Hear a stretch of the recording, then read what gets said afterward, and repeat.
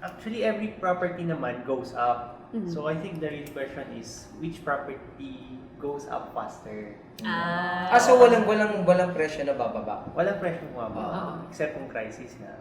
Pero again, we're not counting on crises or acts So of the real God. question is, which property goes up faster?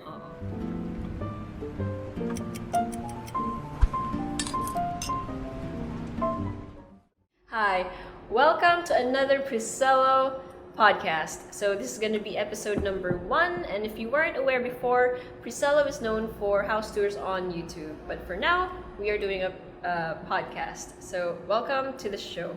My name is Julia, and I am with attorney Ed, interior designer Ria, and real estate broker Marvin. Okay, so today we're actually going to be talking about a lot of things, but for now, one of the burning questions that viewers are actually asking is how to spot a good economical house. Actually, medyo mahirap siyang tanong no? Kasi it's very broad. Yeah. But, Actually, how do we define economical? What exactly does it mean? yeah, what actually does economical mean? Can you elaborate for us, attorney? Well, technically, no, ibig sabihin ng economical, siguro yung value for money. Sulit. Diba? Yung sulit, diba? Sulit. Sa buhay naman gusto mo yung sulit Kasi pag hindi sulit, parang nakakainis, hindi ba? Nakapanghinayang. Nakapanghinayang. So, yung bahay, so it's gonna be with you permanently. So, you might as well find something that's actually sulit. Parang asawa. Diba? Nakakainis pag yung asawa mo hindi sulit. And you can't just replace it, diba? You can just replace it, diba? You have to go through some ordeal for you to be able to extricate yourself from that miserable existence. So, dapat yung bahay mo sulit. So, the important question is, what exactly is sulit? What is economical? So, tanungin natin yung ating di ba? Yung ating... Sulit. Actually, that's the hardest part when looking for a house. Yung finding a balance for everything. Kasi, syempre, una yung finances. O kung madami kang budget, it's hard. It's easier to find sulit. Kasi iba yung margin ng sulit Pero when you're a little tight, different kasi ang yung sulit. So siguro ang best way to spot a good economical house is yung quality meets you get what you paid for. So syempre don't expect like 200, let's say sa kotse, bumili ka ng 200,000 pesos na kotse versus let's say 1 million. It's a totally different category. Hindi mo pwedeng hindi sulit to kasi mahal. So may mga sulit na 200,000 na ito na yung best na kaya ibigay ng, let's say, yung maker ng kotse. Like for real estate man, developer, this is the best house they can give at this price range point. So that's... so for you, for that particular client, yun yung sulit. Yun Kasi yun yung abot niya, and it's the best at its price point. Yes. Kasama ba yung location dun sa sulit? Like, for example, diba right now, diba, sobrang congested ng Manila, Quezon City, or what have you. So a lot of people now would buy houses, say, in Pampanga, Laguna. So, sulit ba yon? Or should it always be located somewhere near office, halimbawa? Yun din. Yung sulit na word kasi is, yun nga, ang daming factors nun Like, yan. Siguro, you need to find the balance na talaga, yung yung sinabi balance mo. talaga. Kasi, Sa price, sa location, sa day-to-day living activities, I think. you have to imagine yourself going day in and out every day for how many years of your life So, For an for indefinite example, amount of time. I'm not sure, I'm gonna ask you, like, sa probinsya, or yun nga, you go to Pampanga, for example, you buy a house there, but then yung work mo is Super like in layo. Metro Like Manila in or Makati, something, in Makati. So, mura nga siya. Makakasave ka rather than like buying a centrally located house, but the daily commute and the hours that you gonna put take into its it. toll. Actually, Actually, yung sinasabi ni Marvin kanina that syempre the more finances that you have available, medyo mas madali ka makakahanap ng sulit. Kasi for example, yung scenario na yun, is it wise to buy a house in the province of Malayo? Let's just say for example, na meron ka ng bahay dito sa Metro Manila and everything you need is here and this is where you work. And then you decide to buy a house sa probinsya for investment because you know in the future tataas yung market value niya. Because it will. Yeah. Diba? No questions asked. So in that scenario, sulit ba? Yes, definitely. But if you're going to buy a house for the first time and it's gonna be the only house you live in, Primary home. it's not sulit because then papasok na yung you have to commute day in, day out. Yes. You're not waiting for it to get better, diba? You're actually living there na. So hindi siya sulit in that sense. Pero may sinabi ka, Julia, na ang ganda. Sabi mo kasi, may bahay ka halimbawa sa Manila, di ba? You decide to buy a house in Laguna kasi at some point in time, magmamahal ng presyo. So, ibig sabihin, yung bahay pala could actually be a form of investment. Is that what you're trying to Yes, tell me, definitely. Diba there's this term land banking? No? Yes, land banking. Ano ibig sabihin ng Marvin? Land banking is, for example, you have kumita ka sa isang siguro sa negosyo mo. Then you have this chunk of money. Usually, they Gusto ko yung chunk of money. You have a chunk of money. Parang corned beef lang eh. Okay, Di ba? corned beef Chunk of din money. naisip ko eh. Gutom na yata Diba? tayo. this chunk of money, di ba? Chunk of money. Yan. I have this chunk of money. Yes. We all know naman sa bank, you want earn naman, ilagay mo na sa pagtulog pera mo. Syempre, tayo, you want to multiply that chunk. Chunk. That chunk. Gusto natin gawin chunks. Madami chunks. So, one of the best way is invest it in real property. Kaya ang tawag namin land banking. O kasi di ba yung may book yung Rich Dad, Poor Dad? And of course, it was written by an American, pero he's always advising people against buying real properties because, Hindi siya natutulog daw yung pera nagbibigay talaga, rent. non-performing asset siya at the end of the day. So he would always tell people to invest somewhere else where, if Money this is is a good worth generate money so that you don't have to worry about anything. Pero sa Pilipino, hindi ganun tingin natin no? Kasi Tama ba? actually may point naman siya. Pero not all kasi, let's say mayroong pera. Usually they don't know what to do with it eh. Pag, let's say, say ngayon, makakaisip ka ba na, saan ko ilalagay itong pera na mag-generate agad? Nobody can, Nobody it's not can that see. easy. Yeah. Pero I read that book, may point naman siya. Matagal kasi, ang real estate kasi is delayed gratification if you want to earn. Definitely. So, Mag-aantay ka talaga. mag-aantay ka talaga. Pero unless, yun nga eh, kung magninegosyo ka naman with that extra money you have, it will take a lot of work. Which Tapos pwede ka rin malugi. susugal ka. Sa real estate, Less yung actually risk. mas less yung risk. So hindi ka susugal dito. Hindi ka susugal. Kumbaga sa pag-ibig, hindi ka sumusugal, ano? Oo. Uuwi kang luhaan. Ikaw ba, Marvin, kailan ka huling sumugal when it comes to love? Nang beso sumugal eh. Talo, hindi naman. May mga talo din. Siyempre natalo muna siya bago siya nanalo. Bago siya nanalo. Although may mga hindi na nanalo sa sugal eh. Di ba? Tapos kung sino pa yung hindi na nanalo, siya pa yung na-addict. Malakas mag-ano. So mahirap mabigo, ano? Pero si Rhea, you're happily married, Rhea, di ba? Yeah. So, where do you live ba? Right now, I live in BGC. Sa So, BGC. So, economical ba yan? Di ba? Very. Kasi right now, I have a son. He's 10 months old. So, I have a family. Small family pa lang kami. So, right now, for me, living in a condo is very convenient. And also, my work is in Makati. Very So, convenient ka. magkalapit lang. Although sometimes it gets traffic during rush hour. Pero aside from that, yun lang. It's okay.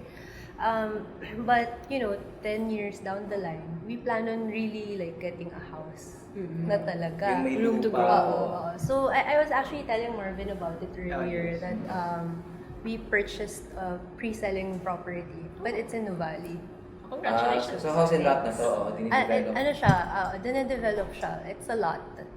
So, yun. I think yung plan mo is to keep that lot, then Yeah. after some time, Yeah. pag may budget, tatayuan natin ba? Tatayuan. Oo, yeah. Actually, that's one of the right thing to do. Yeah, it's Kasi, one of the best things to do. ano yan eh, yung tawag ko rin, sabi ko sa kanya, land bank kayo ngayon. Kasi, it's easy yung, as I said before, di ba, mas mabilis bumili ng condo eh. Oo. So, if you want to have a house and lot, mas mahirap. So, tama yung ginawa nila na ngayon, meron naman tayong condominium, nakabili na tayo kasi which is easier to buy a condominium. Gusto ko ng house eh. So, ang gawin, bilhin ko muna yung lupa. Tapos, dahan-dahan yung bahay. Kumbaga mauna yung lupa. Ano? Kasi iba nauna yung paso di ba? Tsaka hindi pa dapat yung lupa muna. Actually, meron akong kliyente, binayaran niya ako ng lupa sa Southwoods. So, nung binayad niya sa akin yan, I guess, mga early 2000.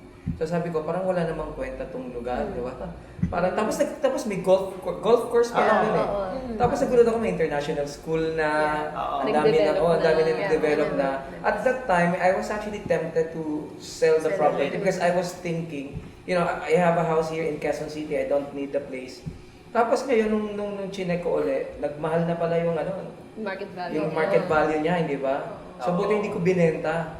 Di ba? So, minsan nakaka-tempt parang ibebenta mo. Pero yun nga, mas maganda kung i-keep mo lang siya. Yes, yun yung sinasabi kong time will always correct the problem. Lagi sa akin na time will always correct. What you... Akala ko kasi time heals all wounds. So, time does Medyo not ganun heal rin. wounds. Time also can corrects. correct. Di ba? So, hindi ka lang niya pagagalingin. Itatama ka pa niya. Diba? So yun yung point na there's no space in regretting buying property Would you say na if you buy property, real estate property, it's always gonna go up ba? Yes, it always Over appreciates. time. Yes, it Parate, will go up. no? Except kung, let's say, yung Asian crisis. Pero babalik pa rin yun. Babalik pa rin. Kasi ano siya, Bagsak man. temporary. Or siguro Yes. if magka-war, gano'n. Yeah, Pero syempre, we're all pero, hoping na hindi mangyari yun. Or syempre, acts of God, di ba? Hindi After natin naman, inaasahan yan. After the war, babalik naman. Babalik. But how do you explain in the US, hindi ba, if there's an economic crisis, normally, di ba, people invest their money on real estate. Nalulugi talaga sila. May NBA basketball player na I think he earned something like 100 plus million and a chunk of the money, di ba, was actually invested into real estate. Tapos, because of when the depression hits them, nalugi siya talaga, di ba? Kaya akala ko ba, it's always a good investment. So how can you explain the fact that this guy lost everything? Sure. Based on utang kasi dun They can utang. They're on credit. It's based on yung subprime loans talaga. Nangyari yata sa kanila is yung They kept on borrowing and yes, borrowing and borrowing. they borrow this to pay the other debt. Nabubuhay sila sa So, utang. Buhay sila sa utang. patong lang. So Ayan what naman kayo happened mabubuhay was, sa utang. nag-burst talaga yung dapat. bubble. Nag-burst yung bubble and then bumaba yung Bumaba, yung kasi na-forfeit a lot of properties. Oh, were kasi may forfeiture So that's when yung nagkaroon na ng non-performing asset sa mga bangko when they got it. Ang dami Syempre, nilang diba, ang nakuha. dami nilang properties. What do we do with the property? So they wanted to get rid of it. Kaya bumaba yung prices. So yun, dapat pala hindi ka And pag nabubuhay sa nangyayari utang. naman yun, the people who are able to buy those Galing, no? properties, Yeah. syempre they're gonna grab that opportunity. Right. Sila yung kikita. Kasi sa Amerika ganun utang ka lang ng utang no? Tapos Mahirap land na banking actually actually yun for them. Yung Yes. kumuha ng mga forfeited na Lalo na yung mga properties. Pilipino sa Amerika, talagang para makapagyabang lang, makapagbida lang. Di ba? They purchase all these properties tapos yung pala utang lang. Pero that's the reason why, di ba yung student loans? As students pa lang, ang dami na nilang utang. Tama, nagtatrabaho ka na, binabayaran mo pa, no? Ang hirap na nagbabayad. So, dapat huwag kayong ma-addict sa utang. Dapat But granted, in yung fairness sa kanila, at least most of their people are educated. Dito tuloy baliktad walang utang na nangyayari, wala nang utangan kasi kulang din sa education. I guess Tama, here tama. kasi kulang rin ng financial literacy. Yes, Oo. definitely. Pero kasi di ba yung economy naman normally, alam mong medyo maunlad yung economy kapag maraming nagsisirculate na klase ng papel. Yeah. Sa atin kasi cheque lang, di ba? May promissory notes. But in the US, lahat na ng klase ng papel meron. And secondly, kung maraming umuutang because it keeps the economy going. Kasi pag umuutang ka, may pera ka, may pambili ka, di ba? So umiikot lang yung pera. So kaya nga lang, pagka nagka-problema, no? Siyempre, there are people nga na magaling mag-handle ng pera. So, similar to a country like US, mga ibang tao na, sige, alam nilang uutang sila, but they also know they can pay it. Alam mo, parang pinapaikot nila yung finances nila, di ba? Some people are good at that. Some people do not know how to do that. Yun yung mga usually nababaon sa pera. But regardless, the fact na nagpapaikot ka ng pera through all these mediums, syempre, pag nagka-problema sa isa, medyo lagot yung ibang di ba? And I think that's the reason why a lot of people fall into it. Pero kasi di ba, Julia, normally pag condo unit ang kinuha mo, utang yan installment. So, Well, it depends. but is It that actually a depends. wise move to get a condo unit and Based pay off of installment o utang, ganyan? Okay. Do you think it's a safe move, Marvin, na umutang ka muna sa bangko, etc. instead of just paying it ng isang bagsakan? Because some people can do that. Yes. Diba? Some people can do that. Here, actually, ang ganda kasi sa condo rito, yes, sabi ko nga, it's easier to buy a condo than a house. Mhm. So, most of the buyers naman ng condo, before they buy, pinapakita na ng agent yan eh. And then, babayaran mo monthly. And they give you estimate sa bank. So, nakikita na nila, nakaspread na lahat yung payments. So, more or less, alam naman ng buyer, they're comfortable with the payments. And, ang sabi nga ng bangko, ang dapat shell out mo lang is 30% of your income. Okay, that's a good Comfortable cash. paying the house, the condo you're buying. So ibig sabihin, let us say you're earning 20,000, dapat hanggang 6,000 lang yung pwede mo. Pwede mong So it presupposes that if you earn 20,000 a month, you're not supposed to get a condo unit. Yeah, Because you can it's only pay 6,000 eh. Yung Yes. condo unit, hindi naman 6,000 a month. Yes. Definitely not.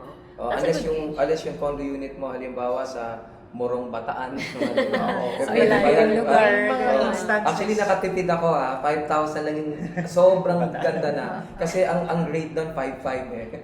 So, yun ako 5,000, di ba? May mga instances din, ang developer kasi very stretch yung down payment. And let's say, 30% lang yung dinown ko.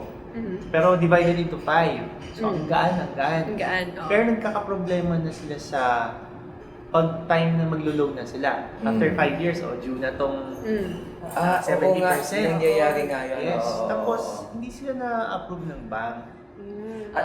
Meron ako that's mga hard. kliyenteng ganyan, lumalapit sila sa akin, Attorney, paano gagawin ko? Nag-pre-selling ako, but I couldn't afford to pay it anymore. So ano bang gagawin? Pwede ba yan ilipat sa ibang tao? Do developers allow that? So these are, as a matter of practice, ano ba nangyayari? Yes. Or is the money forfeited, assuming you could not continue anymore, and you couldn't find someone who can take over and get the unit instead? Yun, actually pwede siyang ilipat.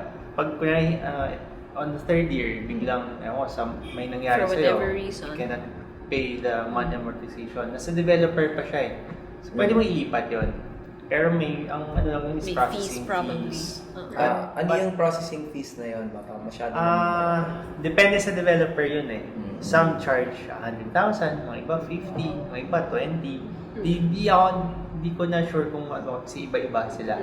So it depends on malaki din them. pala, oo. Oo. Tapos some naman, kahit kahit hindi pa totally sa'yo yung property, nagpe-pay ka na ng CGT pag ita-transfer mo na yung ownership.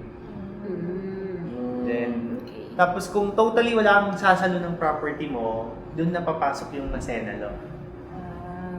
So, they get yun, depende na kung ano. Certain portion goes back Yes, to you. yes. Now, interestingly, yung Maseda law po kasi, if it's a contract to sell or a conditional sale, meaning ownership is transferred to you upon full payment of the purchase price. So, ibig sabihin, installment ang bayad mo, di ba? Sa Maseda law po, if you've been paying for 2 years, so number 1, dapat may grace period. So, the developer couldn't just simply forfeit everything, hindi ba? So you should be allowed a grace period of 1 month. So may grace period. Pangalawa, a certain portion of the money goes back to you, yung tinatawag na cash surrender value. So depende kung gaano kakatagal na nagbabayad. So the Maseda law is actually designed to protect buyers. Because di ba may mga kaso, 3 taon na akong nagbabayad, tapos hindi lang ako nakabayad ng 2 sunod. Na forfeit na pati yung binayad ko previously. So, ang mangyayari niyan, if that is the case, the Maseda law now comes in and, somehow would save the day. Pero, again, ilinaw natin uli, I think napag-usapan na natin to previously, but I just want to say this. So, ang nangyayari after ng pre-selling kasi, so you'll be eligible now for bank loan. So, ang gagawin po ng developer, ganito ang gagawin natin, maghahanap tayo ng banko for you, So, say, isang bank, di ba? So, pag sinabi ng bank, qualified ka, mag-release ngayon yung bank ng letter of guarantee. Ibig sabihin ng letter of guarantee, babayaran na namin yung balanse. So, what the bank would do now is, the bank would pay for everything. Yes. So, the property now will be transferred to you, ikaw na may-ari. Tapos, yung property ngayon na yon, isasangla mo ngayon dun sa bangko, naka-mortgage. So the relationship between the bank and you is actually one of between mortgager and mortgagee. So it's a bank loan. So ano ibig sabihin ng bank loan? Hindi na po siya ngayon contract to sell. Hindi na siya conditional sale, hindi na pagbebenta, utang na lang. So if you couldn't pay, ang mangyayari, foreclose yung property, wala nang ibabalik dun sa binayad mo previously. Hindi ka na-covered ng masenta. Hindi ka na-covered ng masenta law. Kasi marami nagreklamong ganyan eh. So bakit ganun yung bank na to, hindi na binabalik sa akin, tagal ko na nagbabayad. Hindi kasi Talagang benta ganun yun po. Hindi siya benta utang. May mga bagay po kasi na hindi na talaga binabalik. So, dapat mag-ingat tayo. Iyak na ganyan, no? Gusto ko yung parang may naalala ka bigla, Julian, sinabi ko, may mga bagay na hindi na binabalik ha. Ay, hindi. Ako, next time, nahugot na lang yan. Okay. Pero going back, di ba kanina inaano natin na is it a good idea to invest in houses, bawa sa probinsya, ganyan. And kanina binanggit ko rin na nagde-develop kasi yung mga areas na yon. So it's always gonna, more often than not, it's gonna be a good idea to invest in property. But, how actually do you spot a place na alam mong tataas yung market value? Yes. To spot locations na more of you have to read. News. Lots of no? Ano yung, like, ito, very easy, na to giveaway na to Yung mga subway, saan may stations ng subway.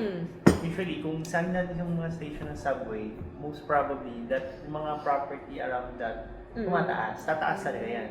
Because of access. Basta there's ease of access, most likely tataas ang ano yan property mo. Gaya nung sa, like, this happens madalas sa probinsya yung bypass na road.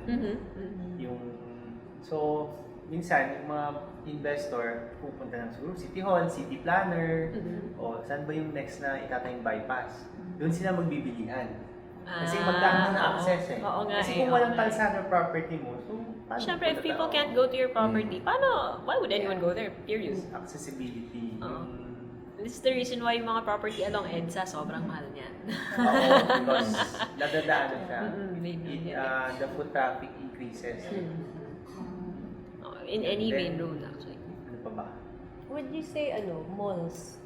Yun din, malls. Do they add to Pero kasi Yes. in a way, medyo, hassle rin siya kasi di ba mas traffic.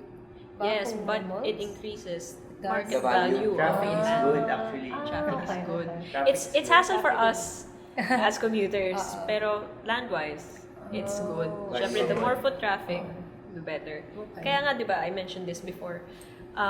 What Ayala does is, in a project, let's say Bearland yan, what they're gonna do is they're gonna put a mall first. Diba? Kasi why would anyone go there kung wala silang pupuntahan? And that's the first thing you go to, a mall. And then offices, and then and May tsaka hospitals, may hospitals. school, How about Commercials, congested areas?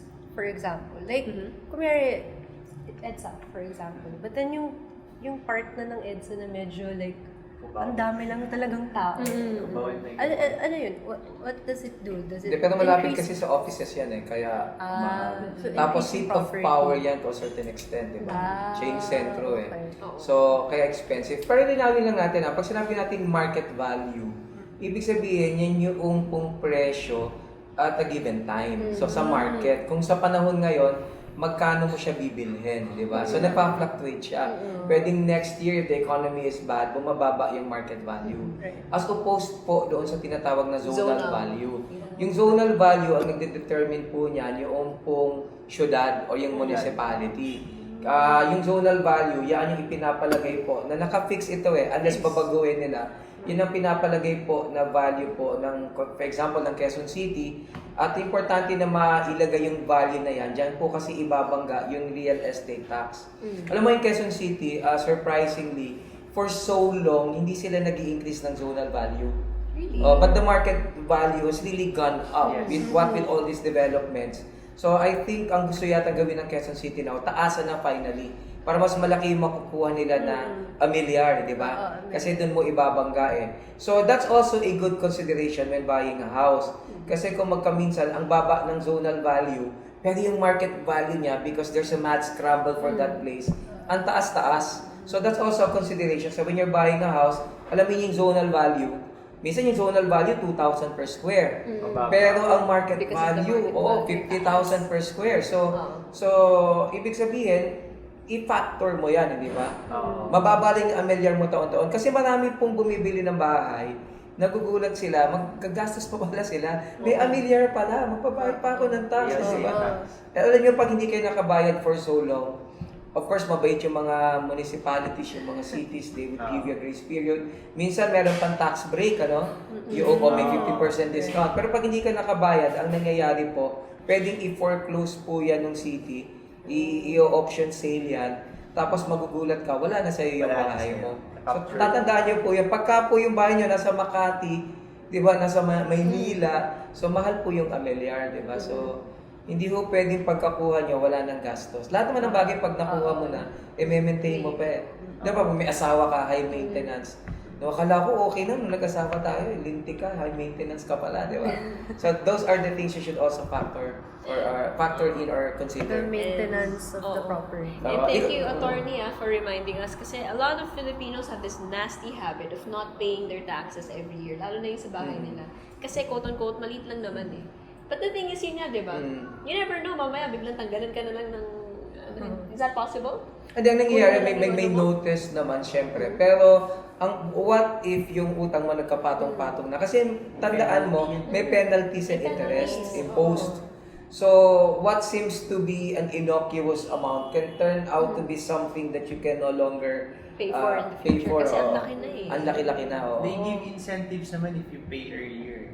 You get 20% discount. Oo, supposedly. Pero minsan nga, pinapabayaan mo. So, ang daming nangyayari niya na, what's the term in Tagalog ba yun? Naiilit, tama ba iilit? Remata. Oo, nariremata. Mas okay. maganda yung remata. Oo, parang mali ako dun sa ilit, nakita ko si Riam, parang pinagdudahan yung naiilit, di ba? So, To sabi be honest, hindi ko alam yung dalawang Mas words. tama yung dalawa. Hindi ko lang narinig Remit yung alam. dalawa. Oo, sorry Parang ako pa may kasalanan. Ano nangyayari dito? joke lang. Pero tama yung nariremata. Hindi ba? Unless of course, kasing yaman natin si Ria. Di ba? So, hindi niya problema yan eh. Pero yan yung problema yan eh. Yung ano... Yeah, she was telling me kanina, alam mo, may malaki kami bahay dyan sa Wala ko sila! Wala ko sila! Sabi lang kayo na siya lips na Hindi- ko eh. hindi Story ako, yung yung parents. step ka. Yung parents mo pala yun, yung parents mo. Yun yung prestige. Oh, yun yung prestige. Oh my God, first ano na. So, pero yung tanong nga, di ba, paano mo mas-spot yung property na alam mong sigurado ka na magtataas yung presyo? Bukod doon sa sinabi mo na may Yes, subway or may madami school. talagang factors, pero baka maubos yung buong ano natin eh. Just So, talking I'll about that, just no? mention yung more popular ones. SM malls. Right. Like, there's a property sa Pangasinan. Out of nowhere, nantay sila SM. I think, tos walang access eh. So, wala naman nagko-commute, walang jeepney na, more provincial bus lang dumadaan. So, I think, for 2 or 3 years, that mall really suffered eh. In Pangasinan. Kasi mga may shop doon, dahil nagsarado. Pero, naglagay sila ng terminal ng bus. Naglagay sila ng terminal ng jeep. So, nagkaroon ng Then, that mall, reason to stop there. buhay ngayon yung mall.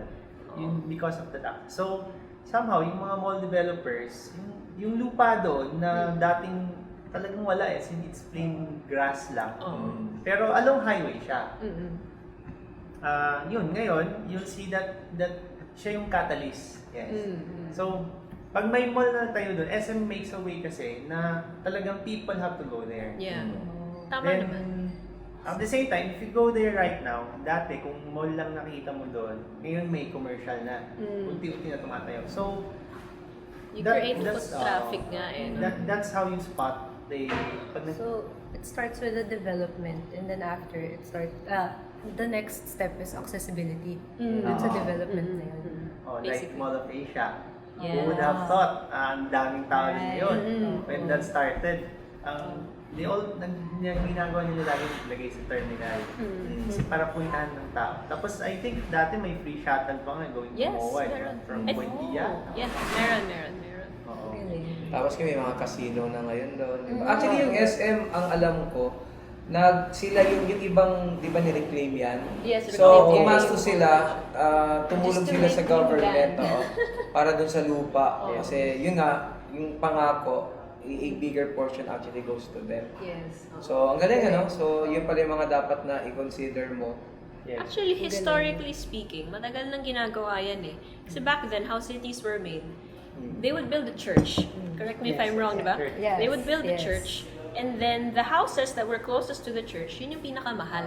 Why? Kasi everyone goes to the church, di ba? So, habang lumalayo yung property mo from the church, mas mura or mas less privileged Akala ko yung kasi mga nakatira. ganun yung influence natin ng church, di ba? Yeah. Di ba ito, di ba? Sabi sa Constitution, Hindi kasi back then, wala namang mga malls. Wala. Where you go for social, the church. Pero ano, Everything is the church. pero trivia lang di ba sabi sa Constitution, dapat hiwala yung simbahan sa Estado. In fact, sa Article 2, di ba nakalagay, the separation between the church and the state is inviolable. Pero sa atin kasi, grabing impluensya ng simbahan. We are a Catholic nation eh. Pero titingnan mo, pag pumunta ka sa probinsya, laging yung municipal hall o yung city hall katabi ng simbahan. Yes. So, because there used to be a time, the church and the state were basically one and the same. Same. Diba? So, mas maganda Malaking pag malapit ka influence sa talaga. church, ano? Yes. But that's nice, malapit sa church. So even now, it's the same. Yun nga lang, ngayon, hindi na necessarily church, mall na.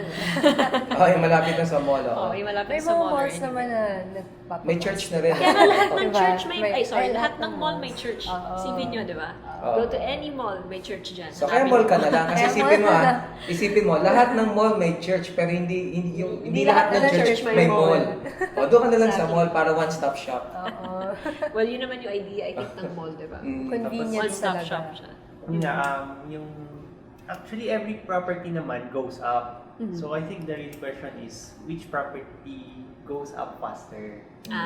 So walang presyo na bababa. Walang presyo Oo. mababa except kung crisis na. Oo. Pero yun, again, we're So, not counting on crises yes. or acts So of the real God. question is which property goes up faster? Oo. So ano nga ba? I mean, for now, the top. Those spot na kung ano yung property mas mabilis, I think you have to read. Background check talaga eh, no? Let's say ngayon, di ba, sa Facebook, sa social media, alam niyo naman, di ba, sa Bulacan, may itatayong airport. Yes. So that's how you spot. I'm Okay. sure that area right now, wala pa eh. Yeah. Oh, So pero I'm knowing sure na, medyo nagtataasan na yun. Kasi Oo. people will really ngayon flock pa and lang, buy just because around there's that knowledge area. that may itatayong airport doon. That's, I think, 5-6 years down the line pa eh. Bago may tayong airport, di ba? Tapos yung mga C5, C4, yung mga ganyan, Oo, di ba? yung mga- Ang dami ng karsada na ginagawa all the way to Bulacan. Definitely. Galing, ano? Yes, pa nga yun, di ba? Yung sa MRT, yung aabot na siya hanggang Bulacan. Actually, hindi ko alam. Kala ko Commonwealth lang yan. Talagang hanggang Bulacan na siya. Hanggang Bulacan siya, so it's gonna run to along Commonwealth and then abot na ng Bulacan. I'm just not sure saang part ng Bulacan. Pero di ba, imagine nyo na lang yung area ng Bulacan kung saan titigil yung station. That's gonna be Kasi ang ABC. bilis na no? Oo, and So then- kung kunyari taga Madilaw ka, no? Pwede ka nang pumunta sa SM North, di ba? Yes, O, kasi mag-LRT Maalala ka ko na. Actually, mga mga- lupa ng ano eh, itong north. Malapit sa Bulacan na area na Quezon City. Di ba? Ang galing, ano? Mamahal May- din yan. Actually, yung mga friends kong nakatira sa Fairview, tuwa sila eh, kasi yung station titigil din dun.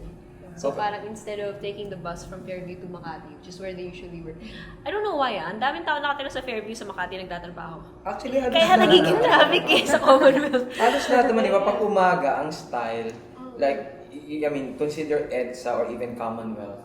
Pag umaga, traffic yung papuntang south kasi Oo. everybody works in Go, Makati. Makati, and then Pag goes hapon sa naman, north.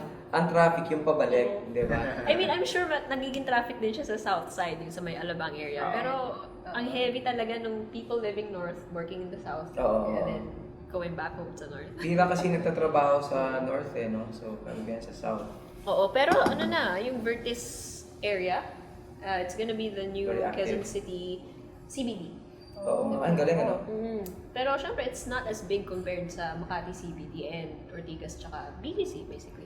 Sa bagay yung bahay namin, nung bagong abogado ako, medyo nakachamba. Sinerte ako ng isang kaso.